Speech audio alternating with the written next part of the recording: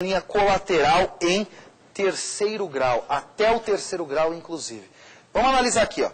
Eu e minha mãe, qual é que é o parentesco? A descendência direta, se há uma descendência direta, o parentesco é em linha reta. Tá claro? Só que eu subi um grau só. Se eu subir só um grau, o parentesco é em primeiro grau em linha reta. Mas eu quero descobrir qual é que é o parentesco que eu tenho com a minha tia, com a irmã da minha mãe. Ora, eu tenho de subir no ascendente comum. Quem é o ascendente comum entre o Fábio e a tia dele? O ascendente comum é minha mãe? Minha mãe também é ascendente da minha tia? Claro que não. O ascendente comum é meu avô, não é? Então eu vou subir lá no parentesco da minha mãe, primeiro grau em linha reta. Vou subir no meu avô, porque é o parente comum entre o Fábio e a tia dele, não é isso? Então eu vou subir lá no avô, segundo grau em linha reta. Aí sim eu desço do avô para a tia, que é a filha dele. Terceiro grau em linha reta. Tudo bem? O filho da minha tia é o que, meu? Primo, né? Em quarto grau. Não existe primo-irmão, primo de primeiro grau, isso não existe. Todo primo é parente em linha colateral em quarto grau. E o filho do seu primo? Ah, é meu priminho. Não, não é priminho, ele não é nada seu. O filho do seu primo não é nada seu. Depois do quarto grau não há parentesco, não precisa chamar para o casamento, para o batizado, para o divórcio, para nada. Depois do quarto grau não há parentesco, tá claro, gente? Então, sua tia é sua parente em terceiro grau na linha colateral. O filho dela, que é seu primo, é parente em quarto grau na linha colateral. E o filho do seu primo é o que seu? Nada. Nada. O parentesco na linha colateral só vai até o quarto grau. Então vamos ver de novo aqui como é que diz o código. Os irmãos unilaterais ou bilaterais e demais colaterais até o terceiro grau, inclusive. Então, o que é que o código está dizendo? Que os irmãos unilaterais ou bilaterais não podem se casar e os demais colaterais até o terceiro grau, inclusive. Então, não pode se casar com a tia, porque é terceiro grau na linha colateral. E com o primo? História da mãe. Ah, ele é seu primo, ela é sua prima, não pode. Lógico que pode casar. Não há qualquer impedimento legal para esse casamento. Tá claro? O impedimento existe entre tios e sobrinhos. Tá claro? Agora, decreto 3.240. Se houver um exame para aferição da incompatibilidade genética e restar pouca probabilidade de defeito na prole, pode haver o casamento com parente de terceiro grau na linha colateral. Tá claro? Mas precisa haver um exame para aferição de compatibilidade genética e esse exame, assinado por 2 geneticistas, deve denotar a pouca probabilidade de defeito na prole. Se este exame ocorrer, efetivamente, pode haver o casamento de colaterais até o terceiro grau. Não é segundo grau de maneira alguma, porque segundo grau são irmãos. Parentes colaterais de segundo grau são irmãos. O adotado com o filho do adotante. O que o adotado é do filho do adotante? Ora, o adotado teve um adotante, não é isso? Então, se alguém foi adotado, alguém o adotou. Este que o adotou é o adotante. E o adotante tem um filho. O adotado é o que do filho do adotante? Eles são irmãos. Então, é óbvio que eles não podem se casar. Mas, professor, então por que isso está aqui? Gente, a Constituição veio igualar efetivamente essa situação. Já havia igualdade, mas veio igualar efetivamente essa situação em 88. O projeto deste Código Civil que saiu em 2002 é de 1973. Então, é óbvio que havia necessidade do legislador afirmar essa situação. Hoje ela nos parece óbvia, mas na época, em 1973, é óbvio que ela não era óbvia. Enfim, havia necessidade naquela época de afirmar essa situação de maneira categórica. As pessoas casadas, tem gente que não sabe, mas quem é casado, para casar de novo, tem de extinguir o casamento. Então, as pessoas casadas, ou ocorre o falecimento de um dos cônjuges, ou divórcio. Senão não pode casar. Para casar de novo, não pode estar casado. Então, isso não é nulidade do casamento. E, por fim, o cônjuge sobrevivente com o condenado por homicídio ou tentativa de homicídio contra o seu consorte.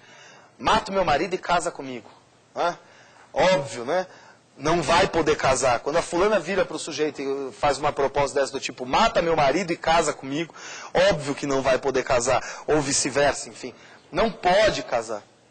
né? Esse casamento, ainda que não tenha havido o homicídio efetivamente, se foi a tentativa, o crime doloso contra a vida, enfim, né? Ainda assim não vai poder casar. Se casar, o casamento é nulo de pleno direito. A situação é de nulidade do casamento. Além da nulidade do casamento, nós temos também a possibilidade de anulabilidade do casamento, prevista nos artigos 1550 e seguintes do Código Civil. Gostaria de asseverar aí, quanto à anulabilidade do casamento, 2 pontos.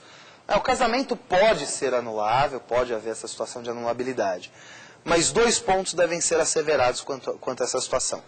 Primeira coisa, idade núbio é de 16 anos para cima, né? Então, 16 anos, o homem ou a mulher pode se casar a partir dos 16 anos. Só que o casamento entre 16 e 18 anos é o casamento de um relativamente incapaz. Se o sujeito é relativamente incapaz, ele precisa de assistência para o casamento, tá claro? Ele precisa ser assistido para o casamento porque ele é relativamente incapaz. Então, entre 16 e 18 anos, eu posso me casar? Posso, mas eu preciso ter uma autorização, uma outorga em poder familiar, a outorga dos responsáveis. Né? Então, a idade núbio inicia a partir dos 16 anos. No entanto, se eu consigo me casar sem esta autorização, entre 16 e 18 anos, o meu casamento será anulável, porque eu sou relativamente incapaz e tive lá um ato que gera a anulabilidade do negócio jurídico casamento. Tá claro? Neste caso específico, né, não se anula por motivo de idade o casamento do qual resultou gravidez. Então, se casou com menos de 18 anos, não teve outorga em poder familiar, mas resultou gravidez deste casamento, é impossível haver a anulação. Não se anula por motivo de idade o casamento do qual resultou gravidez. A situação aí é funcionalizada, é óbvio, né? É questão de função social. Está casando, a mulher está grávida, como é que eu vou anular o casamento se já houve a concepção, e provavelmente haverá a prole resultante desse casamento, como é que eu vou anular o casamento? Não pode se anular. Então não se anula por motivo de idade o casamento do qual resultou gravidez. Outra situação que eu gostaria de asseverar sobre a anulabilidade do casamento é a questão do erro intuito persona, né? Erro sobre a pessoa, sobre características essenciais da pessoa. Essa possibilidade de erro se dá nos contratos personalíssimos, nas relações jurídicas personalíssimas. Se dá no casamento, né? O sujeito não sabia que a fulana era dependente de drogas. A fulana não sabia que o sujeito era alcoólatra antes do casamento. Ou não sabia que o sujeito era bissexual. Né? Então, a questão aí é que enseja a anulabilidade do casamento. Se a outra pessoa, é óbvio, incorreu no erro. Né? Se a outra pessoa tinha falsa cognição dessa situação. Porque é óbvio, né? Se outra pessoa sabe da situação, sabe que o sujeito é alcoólatra, sabe que o sujeito é dependente de drogas, sabe que o sujeito é bissexual ou até homossexual, enfim, e se casa com essa pessoa, se sabe, não pode alegar o erro. Né? Não houve falsa cognição. Tende a haver falsa cognição, efetivamente. Né? E não é a situação em que a pessoa foi enganada pela outra, porque isso é dolo. A situação é de falsa cognição. Tá claro, gente?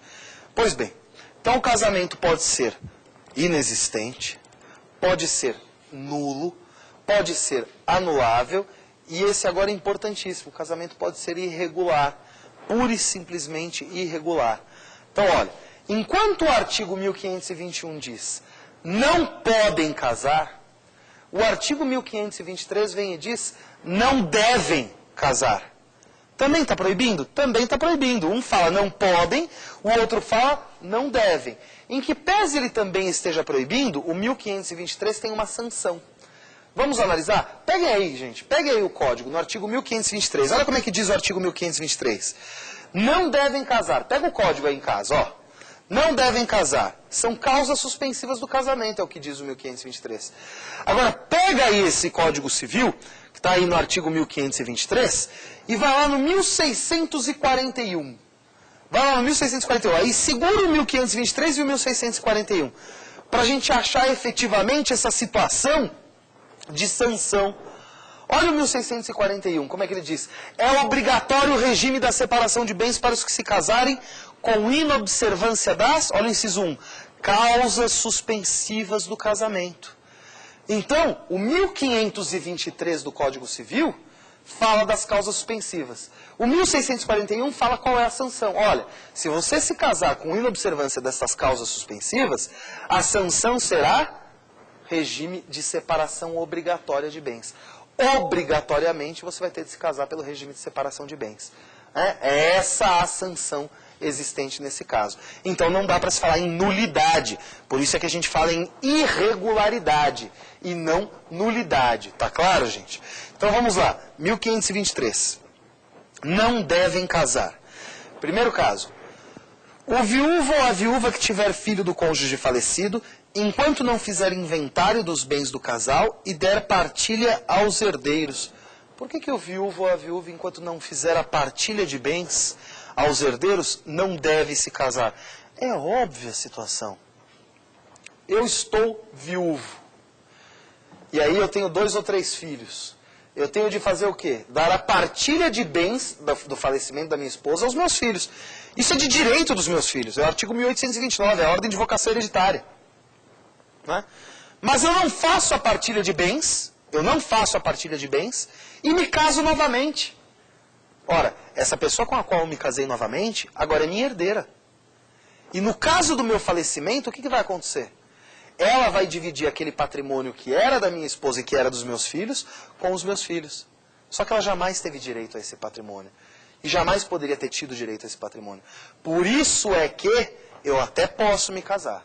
Mas se eu me caso nesta situação, obrigatoriamente, o regime do casamento será a separação de bens, com base no artigo 1641 do Código Civil. Então será a separação de bens, para evitar esta turbação patrimonial no casamento, a chamada turbatio patrimonialis. O artigo 1523, inciso 2, fala: a viúva ou a mulher cujo casamento se desfez por ser nulo ou ter sido anulado, até 10 meses depois do começo da viuvez ou da dissolução da sociedade conjugal. Ora, situação também óbvia. Por que até 10 meses depois? Até 10 meses depois porque essa mulher pode estar grávida. E se ela estiver grávida, vai haver uma turbatio sanguinis, uma turbação de sangue. De quem eu vou presumir ser esta criança, este filho? Se ela estava casada até então, enviuvou, ou seu casamento foi anulado, e ela se casa novamente, ela pode estar grávida de 2 meses, pode estar grávida de 20 dias, e estar se casando com a pessoa, e aí eu vou depois presumir que esse filho é desse segundo marido, quando na realidade poderia ser do falecido, no caso da viuvez, ou do marido do casamento que foi anulado. Então, para não haver esse tipo de turbação sanguínea, que vai gerar, sem dúvida, uma turbação patrimonial, é que ela pode se casar, mas nesta condição, ela se casa em regime de separação de bens obrigatoriamente, com base no artigo 1641 do Código Civil.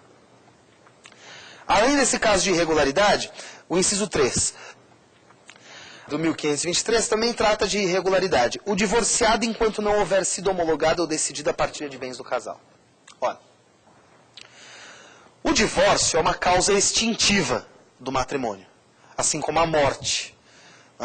Então, até aí o Código de 2002, se houvesse um divórcio, necessariamente este divórcio tinha de contemplar a partilha de bens do casal, com base no artigo 31 da Lei 6.515 de 77, que é a lei do divórcio, a Lei 6.515, a lei do divórcio. Então, com base nesse artigo 31, até 2002, até o ano de 2002, se o sujeito se divorciava, ele tinha de disciplinar a partilha de bens. A partir de 2002, veio o Código Civil no artigo 1575, combinado com 1581, e diz o seguinte: olha, precisa haver partilha de bens na separação judicial. No divórcio não há necessidade de haver partilha de bens. Então o que ocorre? Se o divórcio for uma conversão de separação judicial em divórcio, óbvio, já teve a partilha de bens na separação, e depois, na hora do divórcio, os bens já estão partilhados. Agora, se o divórcio for direto, se a situação for de divórcio direto, aquele em que se tem a separação de fato por 2 anos e divorcia-se diretamente, pode ser que